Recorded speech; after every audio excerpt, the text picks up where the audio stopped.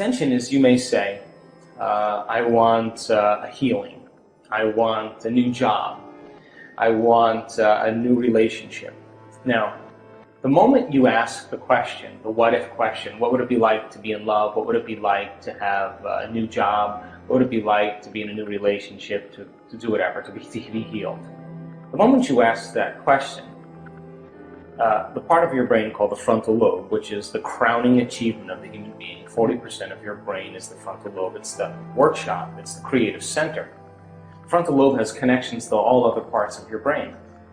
The moment you ask an open-ended question, you speculate a possibility.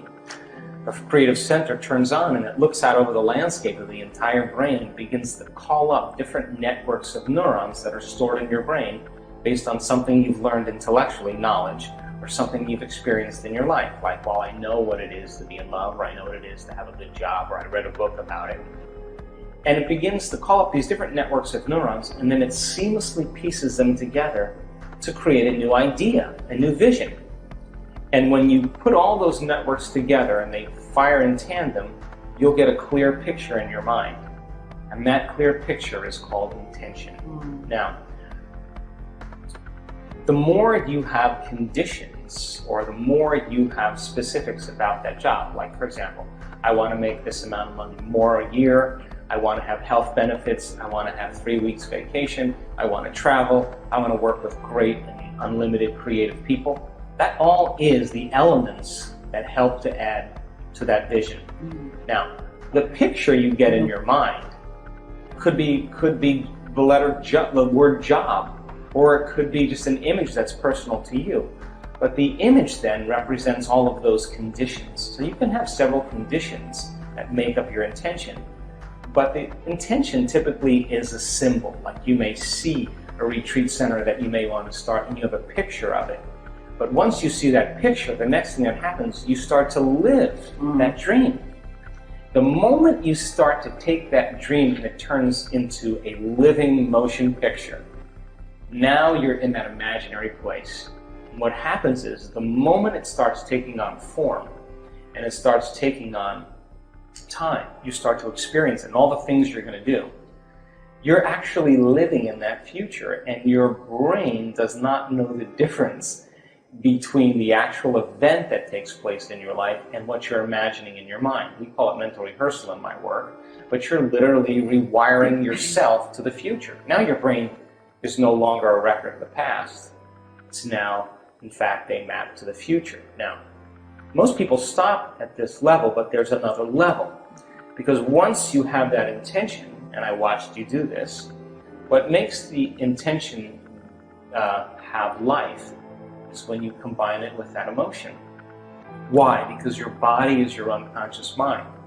It doesn't know the difference between an experience in your life that creates an emotion and an emotion that you're fabricating by thought alone. So your body now, as the unconscious mind, is living in that future in the present moment, and you're beginning to epigenetically change your cells in preparation for that event. So then, here's the condition, the caveat. That means then you can't wait for your healing to feel wholeness. You have to feel wholeness for your healing to occur. That means you can't wait for your new relationship to feel love. You have to feel love so your relationship finds you. It means you can't wait to have your new job to feel empowered. You have to be empowered by the thought of your new job. So we're switching the model around, because most people wait for something outside of them to change how they feel inside of them. And when they feel better inside of them, they get relief and they say, I like you, you helped me with that. That's cause and effect. That's the old model of reality. What we're talking about here in the quantum model is cause and effect, which means then you are going to have to change how you think and how you feel before the experience occurs in order for the event to find you. If your personality creates your personal reality, and your personality is made of how you think, how you act, and how you feel, the present personality who's listening to this show has created the present personal reality called their life. So if they wanted to create a new personal reality, a new life, they would have to start thinking about what they were thinking about and change it. Starting to become conscious of their unconscious habits and behaviors and modify them. Now here's the key.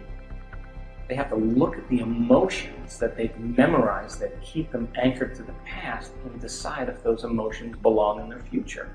So most people try to create a new personal reality as the same personality. It doesn't work. In other words, a wealthy person doesn't feel lack. You can't bring lack into your future.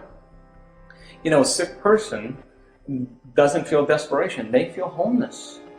And so then, by re-identifying with the future, and then instead of your past, present reality, is very, very easy conversation to have. But actually doing it requires a tremendous amount of awareness.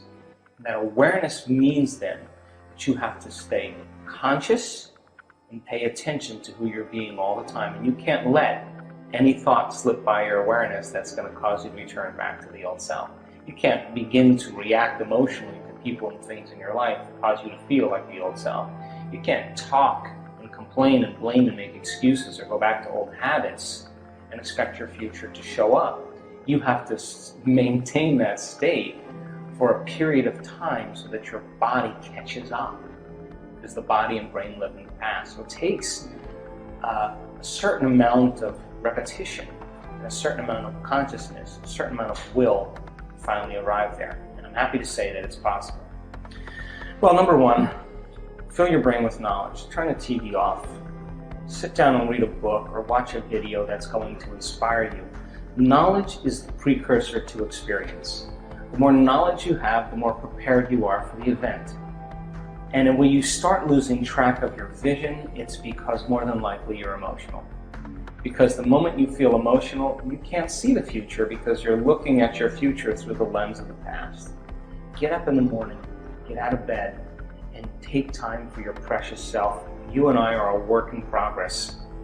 And if we are not changing our brain and body in some way, priming it for the future, we're going to be very predictable the rest of the day, and we're going to be in our past. Take time for yourself every morning and ask yourself a simple question. One day, one lifetime, what is the greatest expression of myself I can be today? How would a great person think? How would they act? How would they feel? Can I teach my body emotionally how that future person is going to feel now? And make the deal with yourself that you're not going to get up from your meditation until you feel differently. If you do, get up and maintain that modified state of mind and body your entire day, independent of any person, anything, or experience in your life, independent of any emotional addiction or habit in your body, and independent of time. And if you can, get ready, because something unusual is going to happen in your life. That's the law. And so when synchronicities and serendipities and coincidences begin to happen in your life, unexpected events like balloons showing up in windows to remind you that the divine is present, that's an indicator that you are literally now in a dance in this world between your free will consciousness and this consciousness that's controlling all of this. And when your consciousness every day merges with that consciousness, why not be bold enough to say to the Creator, hey, Creator, I took time out of my busy day to emulate you. I'm the son and daughter of God.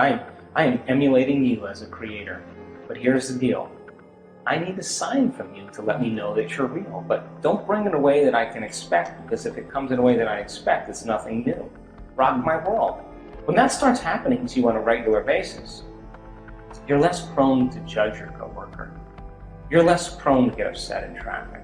And when the mystical starts downloading data into your brain and you start having really profound experiences, there's only one thing you want to do, and that is to give. You cannot not give in that place.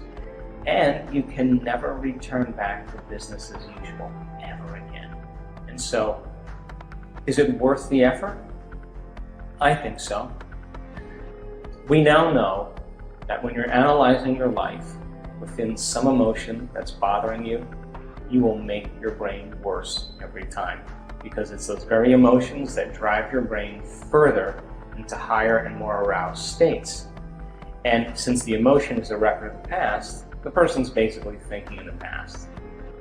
They can't resolve the problem from the past. When they get beyond that emotion, that's when they begin to see the answer that they've been looking for themselves. We know that. We also know that when people are living with their attention on things and objects and people, and they're living by the hormones of stress, and they're obsessing about time and obsessing about their bodies, that they have very little effects or changes in their brain.